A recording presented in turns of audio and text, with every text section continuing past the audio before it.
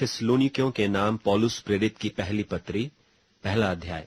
पौलुस और सिलवानुस और तीमुथियुस की ओर से थिस्सलुनीकियों की कलीसिया के नाम जो परमेश्वर पिता और प्रभु यीशु मसीह में है, अनुग्रह और शांति तुम्हें मिलती रहे। हम अपनी प्रार्थनाओं में तुम्हें स्मरण करते और सदा तुम सब के विषय में परमेश्वर का धन्यवाद करते हैं, और अपने परमेश्वर और पिता के सामने तुम्हारे विश्वास के काम और प्रेम का परिश्रम और हमारे प्रभु यीशु मसीह में आशा की धीरता को लगातार स्मरण करते हैं।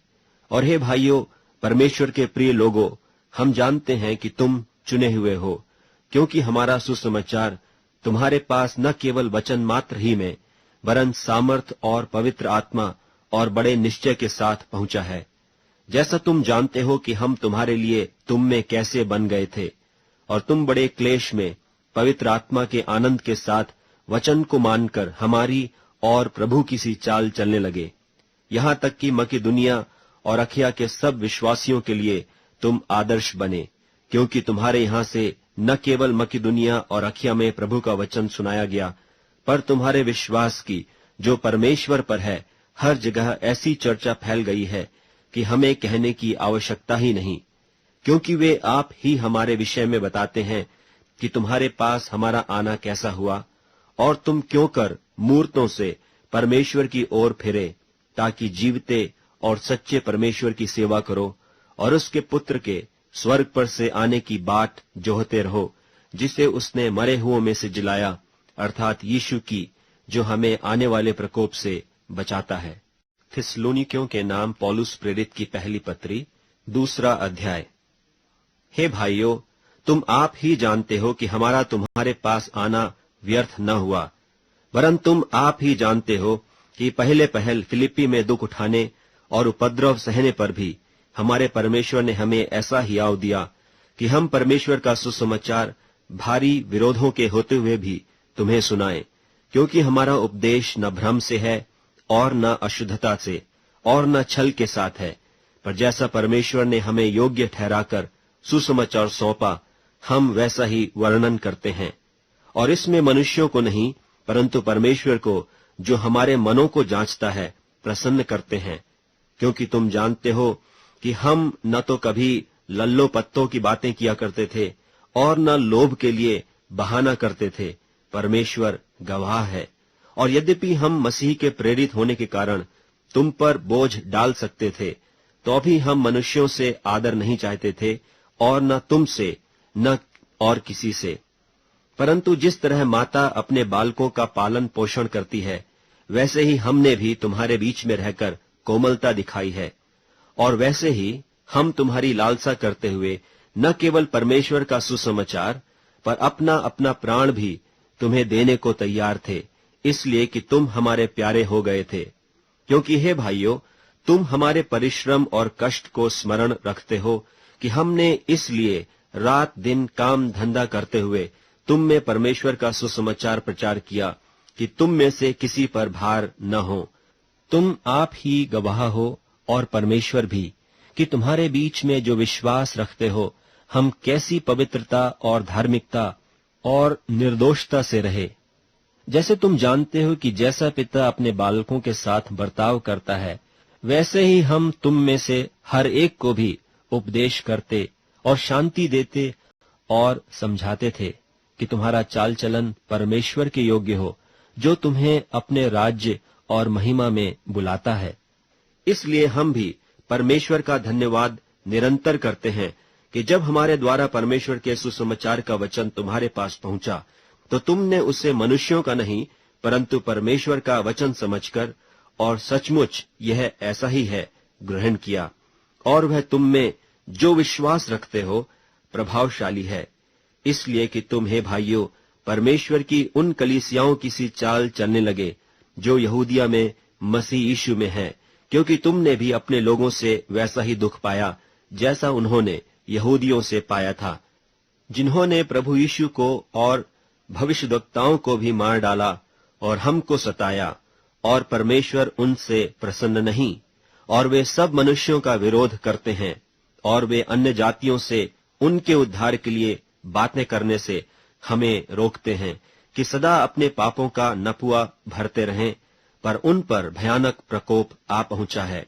हे भाइयों, जब हम थोड़ी देर के लिए मन में नहीं वरन प्रगट में तुमसे अलग हो गए थे, तो हमने बड़ी लालसा के साथ तुम्हारा मुंह देखने के लिए और भी अधिक यत्न किया।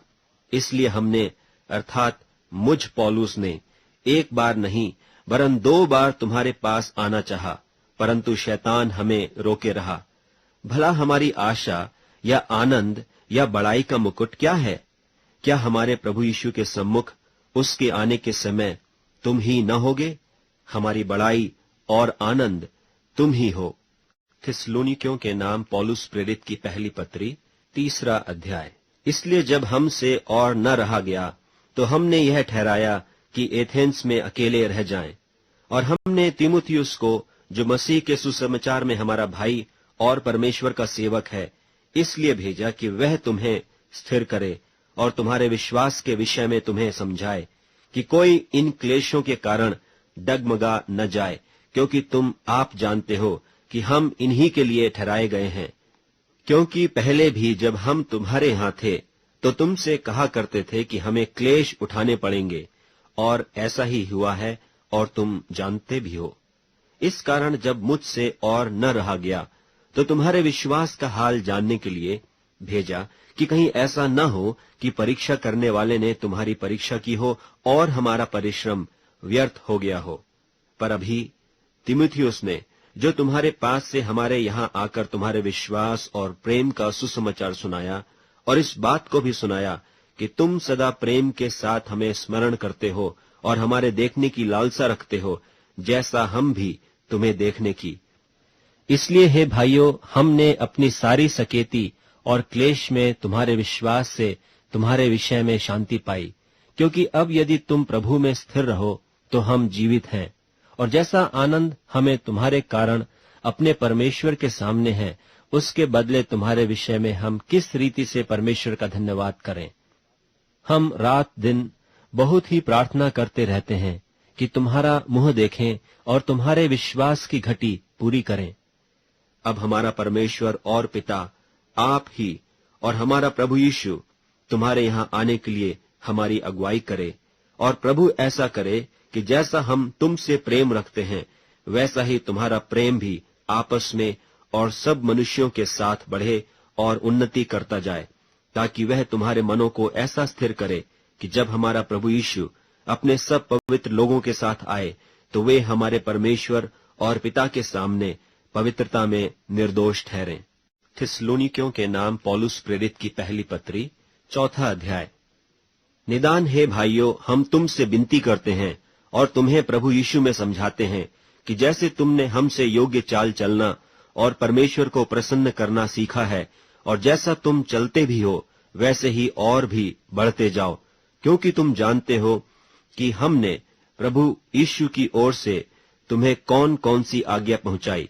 क्योंकि परमेश्वर की इच्छा यह है कि तुम पवित्र बनो, अर्थात व्यभिचार से बचे रहो, और तुम में से हर एक पवित्रता और आदर के साथ अपने पात्र को प्राप्त करना जाने। और यह काम अभिलाषा से नहीं, और न उन जातियों की नाई जो परमेश्वर को नहीं जानती, कि इस बात में कोई अपने भाई को न ठगे और न उस पर दांव चलाए, क्योंकि प्रभु इन सब बातों का पलटा लेने वाला है, जैसा कि हमने पहले तुमसे कहा और चिताया भी था। क्योंकि परमेश्वर ने हमें अशुद्ध होने के लिए नहीं, परंतु पवित्र होने के लिए बुलाया है। इस कारण जो तुच्छ जानता है वह मनुष्य को नहीं, परंतु परमेश्वर को तुच्छ जानता है, जो अपना पवित्र आत्मा तुम्हें देता है।